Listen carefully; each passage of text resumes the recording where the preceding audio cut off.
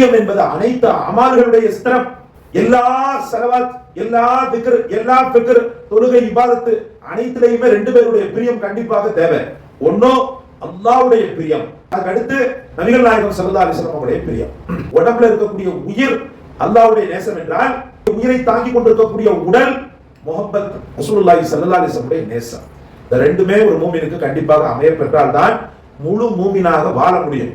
பெருமானார் ஸல்லல்லாஹு அலைஹி வஸல்லம் அவங்க சொல்லுவாங்க, லா யகூனு முஃமினன் ஹத்தா அகூன அஹப்ப இலைஹி மின் வாலிதிஹி வ வலதிஹி வன் நாஸி அஜ்மஈன்.